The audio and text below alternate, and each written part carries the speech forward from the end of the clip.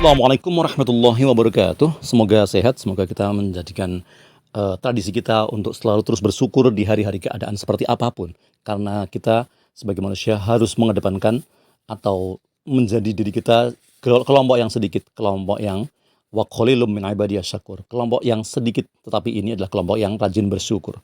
Masih melanjutkan video yang sebelumnya tentang perangai atau tabiat baik orang Indonesia yang terbuka menerima dan melayani tamu-tamunya dengan sangat baik, dengan sangat terbuka. Ternyata tidak hanya ada di kalangan masyarakat biasa, bahkan para pesohor, para orang-orang besar terkenal seperti artis, entertainer sekaliber Irfan Hakim sekalipun, atau Lesti Kejora, atau Rizky Bilar, atau Afdal Yusman, dan sejumlah nama besar lainnya, mereka open sekali menerima datangnya tamu, persis laksana raja, seperti ungkapan dalam hadis Nabi jika tidak keliru. Mereka tidak acuh, mereka tidak cuek, atau berlagak sombong, acuh tak acuh. Mereka para pesohor tanah air itu tidak menempatkan para tetamunya sebagai orang lain yang baru dikenalnya. Tamu ditempatkan akrab, sudah seperti sahabat lama yang lama tidak berjumpa, lalu ketemu lagi. Betul tak? Bahkan ibaratkan saja tetamunya yang datang mengunjungi negara itu akan mengambil atau menghabiskan isi periuk nasinya pun dibiarkan dan tetap diizinkan.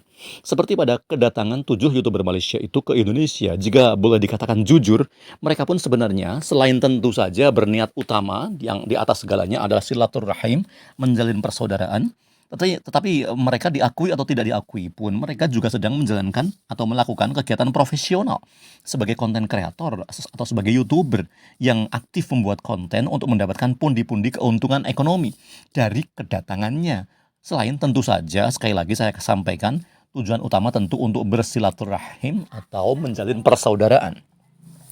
Konten YouTube mereka, konten YouTube milik 7 YouTuber Malaysia itu, penontonnya pun orang Indonesia, hampir 100% subscribernya orang Indonesia. Dan boleh saja itu diartikan bahwa kedatangan mereka itu juga mengambil isi periuk nasi kita.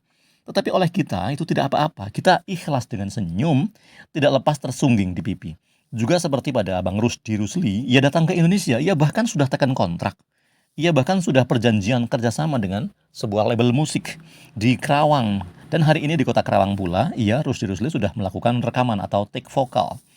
Bayangkan, sama sekali ini bukanlah istilahnya bahasa Arabnya ujub atau membanggakan, membangga-banggakan diri atau menceritakan kebaikan diri sendiri atau riya pamer kebaikan atau sum'ah memperdengarkan kisah baik kita. Bukan, sekali lagi bukan. Ini asli ciri khas bangsa Indonesia yang sangat open-minded, tangan yang sangat terbuka terhadap datangnya para tamu yang mengunjungi negerinya. Jauh ke kisah masa lampau pada kisah datangnya Wali Songo. Mereka, para Wali Songo itu, mayoritas adalah orang-orang dari luar negeri. Ada yang datang dari Yaman, ada dari Arab, dari Cina. Tetapi mereka kemudian betah untuk tinggal di Nusantara, mensyiarkan dakwah Islamiyah, dan langsung mengena, dan langsung diterima, dan dimuliakan, dan dilayani. Penerimaan yang mudah dan baik menjadi sebuah kunci.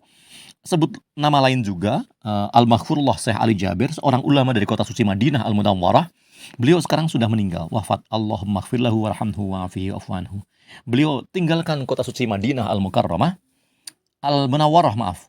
Beliau tinggalkan kota suci Madinah Al-Munawwarah, kota yang diidam-idamkan untuk dikunjungi, diziarahi, syukur-syukur ditinggali hingga boleh jadi mati pun di sana. Karena banyak yang memimpikan, menginginkan mati di salah satu dari dua kota suci, Mekah Al-Mukarramah atau Madinah Al-Munawwarah. Bahkan oleh orang Indonesia saja, banyak orang naik haji, jemaah haji Indonesia ingin mati, ingin meninggal di kota Madinah atau di kota Mekah. Tetapi apa yang terjadi pada Syekh Ali Jabir? Syekh Ali Jabir meninggalkan kota Madinah, tempat kelahirannya, juga kota tempat dia dibesarkannya. Kota tempat kedua orang tuanya tinggal, lalu ia memilih untuk menetap di Indonesia. Itu salah satunya karena penerimaan yang sangat baik dan sangat terbuka dari warga negara Indonesia. Selain juga tentu saja kedatangannya di tanah air kita sebagai tentu saja yang paling utama medan juang dakwah. Bahkan kemudian Syekh Ali Jabir berniat memboyong seluruh keluarganya, ayah dan ibunya, saudara-saudaranya untuk pindah ke Indonesia, menetap di Indonesia, meninggalkan kota Madinah Al-Munawwarah. Walaupun kemudian takdir berkata lain, Syekh Ali Jabir kemudian meninggal dunia pada usia yang terbilang masih sangat muda, baru 40 tahun. Maka tidak bisa dibayangkan bagaimana komentar para pembenci Indonesia yang sering bertebaran menghiasi kanal YouTube. Seperti beberapa YouTuber asal Malaysia di Malaysia yang memberitakan hal-hal buruk tentang Indonesia. Sementara sahabat mereka asal Malaysia betah sekali tinggal berhari-hari, berminggu-minggu, bahkan berbulan-bulan di Indonesia. Sadisnya lagi, ada meski jumlahnya hanya sangat sedikit atau sedikit lah ya, YouTuber asal Indonesia yang tinggal di Malaysia, tetapi isi konten kanal YouTube-nya menyerang dan menjelek-jelekan Indonesia. Aneh sekali kan? Nah, nggak perlu dan tidak usahlah dipakai menyebutkan nama. Memang ada nama-nama atau oknum-oknum yang seperti itu, membangga-banggakan negerinya dengan cara menjelek-jelekan negeri tetangganya. Ada lagi yang warga negaranya sendiri menjelekkan negerinya sendiri di negara orang lain. Ada yang kayak gitu. Jadi, jika tidak dibatasi oleh masa berlakunya paspor atau masa berlakunya visa, boleh jadi para tamu YouTuber dari Malaysia itu enggan atau malas untuk pulang lagi ke Malaysia, negaranya sendiri, karena mereka telanjur betah, telanjur nyaman, dan sudah berasa seperti menjadi warga negara Indonesia karena nyaman dengan keramahan penduduknya, karena mendapatkan ikatan persaudaraan yang kental, meski sekalipun misalnya baru kenal. Pasti kalimat atau penjelasan atau keterangan ini sangat cocok dengan isi hati para tetamu tujuh YouTuber Malaysia yang datang ke Indonesia itu.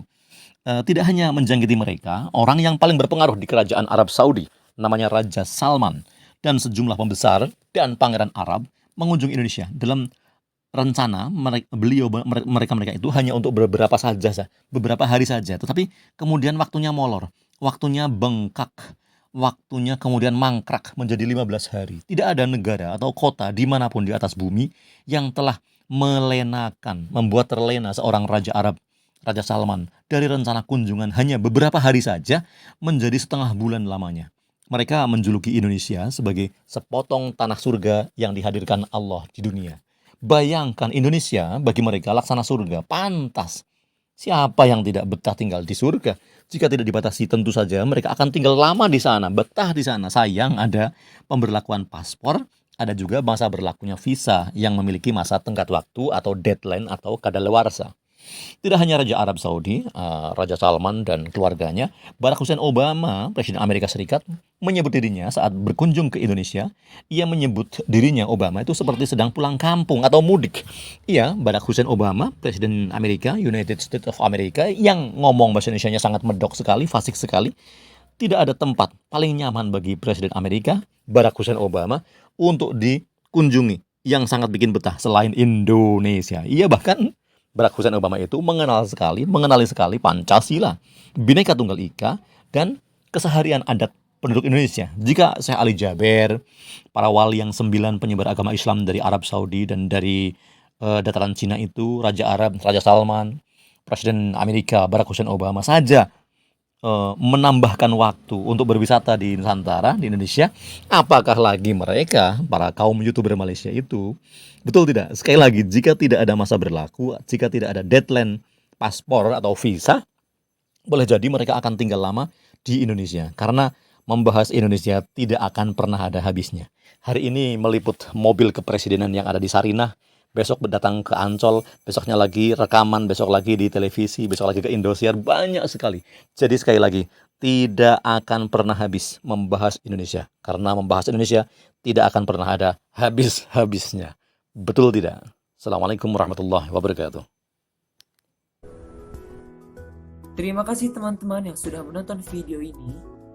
Jangan lupa klik tombol subscribe. Dan jika kalian suka video ini, angkat jempol kalian. And see you!